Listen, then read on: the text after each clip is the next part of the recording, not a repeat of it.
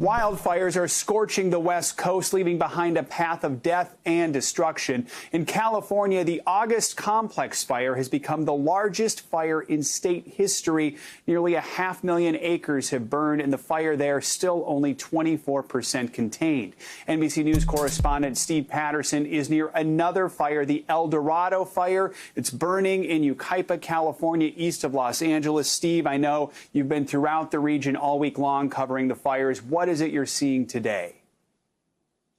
Well, Joe, in fact, we started this morning at the Bobcat fire. That's the one that's burning near Angeles National Forest in Los Angeles County. That fire doubled in size in the time that we were there. We started there. It was less than 10,000 acres. It is now approaching about 25,000 acres. Yet, despite that, we had to rush to this fire because we had heard about what was happening, which is that those winds came in overnight, swept the fire up out of the forest, and tossed it over a highway that is very nearby, a major thoroughfare, and then it started spreading to some northern communities. Now, firefighters have done all they can to try to push back on that, and I think they've done probably what they would call a good job of that, because we're starting to see alerts that evacuation orders are lifting in the area. But today was just another dogfight. There were about 25-mile-an-hour winds. 3 firefighters were injured in some way on this fire, and so firefighters have had their hands full on a fire that has 24% containment.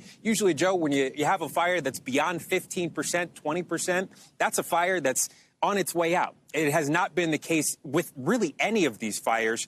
This particular fire season, which, as we've been making note of, is particularly extraordinary. None of the normal behavior that we're seeing in these fires, fueled by winds, fueled by this low humidity, fueled by all this high heat, has really been sticking to what we've seen in the past. Every year, they appear to be getting worse, and this year appears to be the apex. And again, we're not even at the full brunt of the season, which should be starting in just a few weeks, if not just a few days from now, Joe. Back to you. Yeah, right. And Santa Ana winds are still on the horizon. We know how dangerous those can be. Steve, as you reported earlier this week, it was a gender reveal photo op gone wrong that apparently started this fire.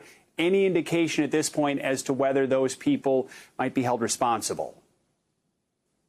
No new updates from the situation, which remains under investigation. Remember, from the start, authorities said that whoever did spark that fire has been in touch with authorities. They are cooperating. There has been a back and forth trade and communication. From that initial report, we had heard from authorities that they could be facing anywhere from a hefty fine, as we've seen in the past when something similar to this happened in 2017, which is a monumental, life-altering fine, to what could be criminal prosecution based on what happens with the remainder of the behavior of the fire. If it torches more homes, if it torches homes, if it causes a loss of life, all of that will be taken into account of what happens when they kind of tally up the damage and devastation. And this fire, again, appears to be, sporadic with the winds.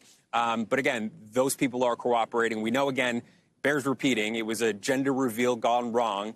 They called it a smoke-generating kind of incendiary device that went off to reveal the sex of the child. And, 20,000 acres later, the result is behind me. But again, that still remains under investigation, Joe. And Steve, let's talk about the August complex fire that's burning Northern California, north of Sacramento. It is now officially the largest fire in California history. What's the latest with that one?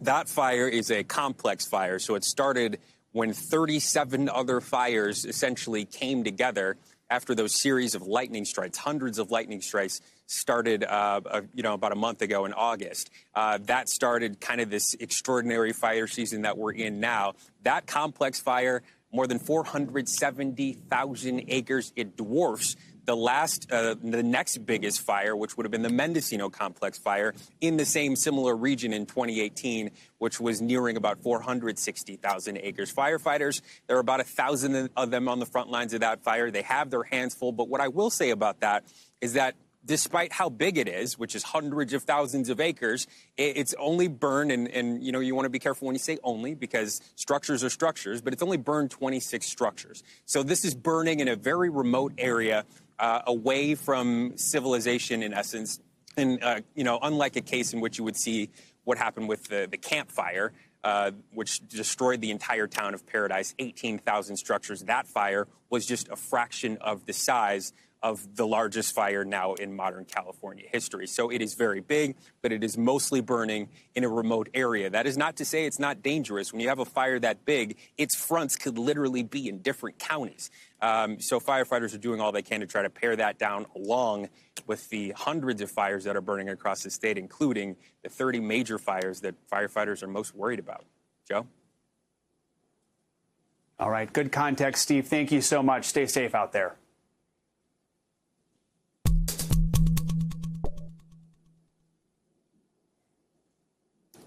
So the West Coast is dealing with some of the worst wildfires in history, as we've been talking about. In California, more than 3 million acres have burned this season alone. Oregon is on high alert with roughly 4 dozen wildfires burning. And in Washington state, the smoke from the fires is polluting the air, causing it to reach unhealthy levels. Today Show co-host Al Roker explains why this fire season is so intense. This fire season just doesn't seem to be getting any better. And in fact, climate change making it even worse. Wildfire season since 1970, about 105 days on average longer. The average annual number of large fires has tripled since 1970, and 6 times as many acres burning on average each year. Now, this wildfire season has been a recipe for disaster. Besides a couple of the fires that were started by human activity, and a historic August heat wave shattered records, and in fact, all-time hottest September records happened earlier this week. You add to that hot summer and low humidity drying out vegetation, that adds to the fuel that's available, plus lightning strikes, dry lightning without rain, 14,000 lightning strikes between August 15th and September 5th. That sparked 900 new fires. And not only do we have to worry about fires, but the air quality. When you can see the air, you know that's not good. Unhealthy air, offshore winds pushing thick smoke toward the coast. Air quality warnings are in effect. And adding to the misery, low humidity levels. So while the winds are dying down, the humidity level's down, and so that means there's less moisture in the atmosphere to help fight those fires. Air quality alerts from Seattle all the way down to Medford, also throughout central California. Those will last at least another couple of days, and red flag warnings for critically dry conditions and locally gusty winds for the Pacific Northwest. And we've just gotten in the latest on La Niña. It has arrived below average ocean temperatures across the equatorial Pacific. What does that mean for us in the lower 48? Well, it means, generally speaking, a storm track that comes across the northern tier of states, bringing wet weather to the Pacific Northwest, also around the central Great Lakes. Southern tier of states drier, so hopefully that's maybe some good news for the Pacific Northwest, Northern California, for the wildfires. But on another note, it doesn't cause a lot of shear like you would get with El Nino for the tropics, where we have already had a very active tropical season in the Atlantic. And it looks like, even though today is the meteorological or the climatological peak, the midway point for the hurricane season, so we could see even more active conditions as far as the tropics are concerned.